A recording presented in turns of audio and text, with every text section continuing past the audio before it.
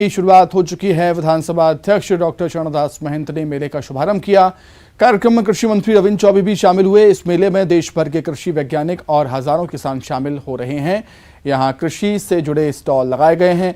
किसानों के लिए पाठशाला का भी आयोजन किया गया है। इस मौके पर कृषि मंत्री ने कहा कि मेले से किसानों को काफी फायदा होगा। यहां तक कि तकनीकों की जानकारी किसानों को दी जा रही है। हम लोग उम्मीद करते हैं कि ये 5 दिवसीय जो कार्निवल है उसमें छत्तीसगढ़ के लगभग 20 से 25 हज़ार किसान सीधा जुड़ेंगे, आएंगे, देखेंगे। देश विदेश से बड़े बड़े वैज्ञानिक आए हैं, शोधकर्ता आए हैं, रिसर्च करने वाले लोग आए हैं। हमारा कृषि विश्वविद्यालय के जो गतिविधियां हैं, आने वाले समय में हम एग्रीकल्चर सेक्टर में और किस तरीके से विकास कर सकते हैं, यांत्रिकीकरण किस तरीके से छत्तीसगढ़ में होगा और नए नए जो हमारी तकनीकी है उसकी जानकारी, एग्रीकल्चर को मार्केट से लिंक करके किसानों को कैसे लाभ दिया जा सकता है, इन सारे विषयों पे चर्चा होगी। लोगों की क्लासेस होंगे, लोगों को प्रदर्शनी में दिखाया जाएगा। हमारे स्टॉल भी लगे हैं। छत्तीसगढ़ में ईडी की छापेमारी के बाद कांग्रेस और बीजेपी में जुबानी जंग तेज है। रमन सिंह के सवालों पर सीएम भूपेश बघेल ने पलटवार किया। चिटफंड और नागरिक आपूर्ति निगम घोटाले के पुराने आरोपों में मुख्यमंत्री और पूर्व मुख्यमंत्री के बीच जुबानी जंग तीखी होती जा रही है। सीएम भूपेश बघेल ने पूछा कि नान घोटाले की डायरी में सीएम सर कौन है। रमन सिंह को इस पर जवाब देना चाहिए। इसकी जांच ईडी क्यों नहीं करती। सीएम के आरोपों पर पलटवार करते हुए पूर्व सीएम डॉक्टर रमन सिंह ने नान की जांच के लिए बने एसआईटी का हवाला देते हुए कहा है कि एफिडेविट में सीएम सर का मतलब चिंतामणि चंद्राकर था, इसीलिए कांग्रेस सरकार भ्रष्टाचारियों का पक्ष नहीं ले। गलत बयानबाजी के लिए माफी मांगना चाहिए। नान घोटाले में डायरी में नाम लिखा है सीएम सर, सीएम मैडम और तत्कालीन नेता प्रतिपक्ष को कोर्ट भेजे। पब्लिक इंटरेस्ट लिटिगेशन लगाया कि जांच नहीं होनी चाहिए। ये तो पहली बार देखा हूं कि उसमें पीआईएल लगाए। इसमें कौन सा पीआईएल है?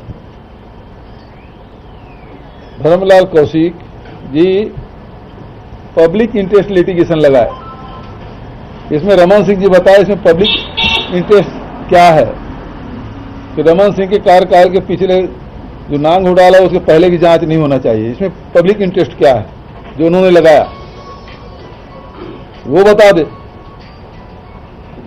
तो दाएं बाएं मत करे। पूरा भ्रष्टाचार का काला चिट्ठा उनके साथ है और ईडी जांच कर रही ना। ईडी जांच कर रही है तो ये सीएम सर कौन है क्यों नहीं बताते? ये केवल कांग्रेस शासित। भूपेश जी, आप ईडी से पूछ रहे हैं कि सीएम साहब का मतलब क्या होता है। आपकी याददाश्त कितनी कमज़ोर होगी मैं नहीं जानता। 2019 में जो आपने नान के लिए एसआईटी बनाया था और उसने जो कोर्ट में एफिडेविट दिया, 400 पेज का एफिडेविट दिया और उस एफिडेविट में एसआईटी ने सीएम सर को चिंतामणि चंद्राकर बताया था। चश्मा साफ करिए, उस शपथ पत्र को पढ़िए जो 400 पेज की डॉक्यूमेंट है और उसको पढ़ने के बाद अपने बयान के लिए आप माफ़ी मांगिए। और मैं कहना चाहूँगा कि आप भ्रष्टाचारियों के प्रवक्ता तो ना बने, सही बात कहें। रायपुर से बड़ी खबर है। बीजेपी कोर ग्रुप की बैठक खत्म हुई है। बीजेपी कोर ग्रुप की बैठक में बड़ा फैसला लिया गया। आदिवासियों के आरक्षण कम होने का मामला है। आरक्षण के मामले पर बीजेपी नेता राजभवन जाएंगे। कल शाम 4 बजे पैदल मार्च करेंगे। बीजेपी के नेता एकात्म परिसर से लेकर राजभवन तक बीजेपी का पैदल मार्च होगा। बीजेपी के नेता राज्यपाल को ज्ञापन सौंपेंगे। बीजेपी के सभी बड़े पदाधिकारी इसमें मौजूद रहेंगे। कुशाभाऊ ठाकरे परिसर में बैठक हुई थी। बैठक में सभी बड़े नेता मौजूद रहे थे। प्रदेश अध्यक्ष अरुण साव, पूर्व सीएम डॉक्टर रमन सिंह इस बैठक में शामिल हुए। क्षेत्रीय संगठन महामंत्री अजय जामवाल भी इस बैठक में मौजूद थे।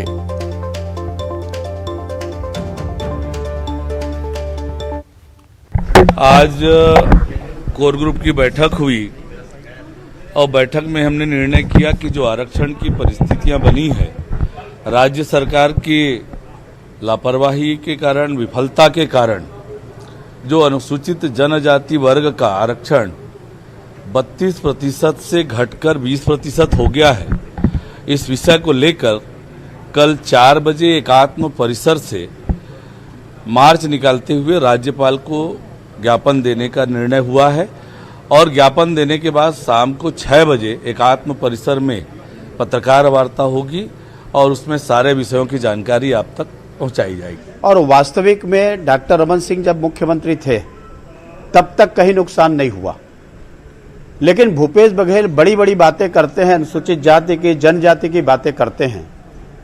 आखिर वो क्या कर रहे थे? जिस बात को तथ्य को रखना चाहिए क्यों नहीं रखे? और यदि सही तथ्य को रखते तो शायद ये नुकसान उनको उठाना नहीं पड़ता। चलिए, ज्यादा जानकारी के लिए सीधे रायपुर का रुख कर लेते हैं। सहयोगी ममता लांजेवार हमारे साथ इस समय जुड़ गई हैं। ममता, आदिवासियों के आरक्षण के मुद्दे को लेकर दोनों ही राजनीतिक दल, चाहे वो बीजेपी हो या कांग्रेस हो, इस मुद्दे को भुनाने की कोशिश कर रही हैं। चाहे कांग्रेस की बात हो तो कांग्रेस का कहना है कि कोर्ट में अब इसका पक्ष मजबूती से हम रखेंगे। वहीं अब बीजेपी की बात करें तो बीजेपी पैदल मार्च निकालने जा रही है राजभवन तक।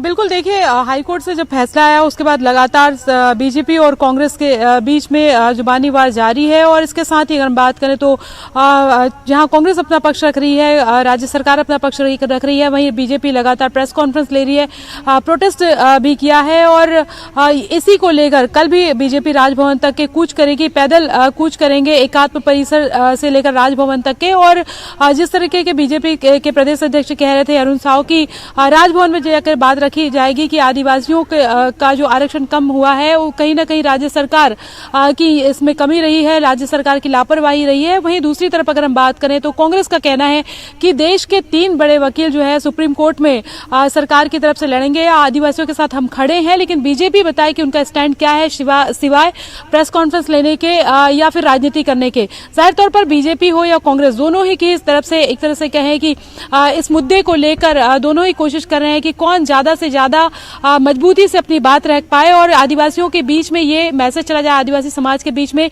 कि उनका सबसे बड़ा हितैषी कौन है।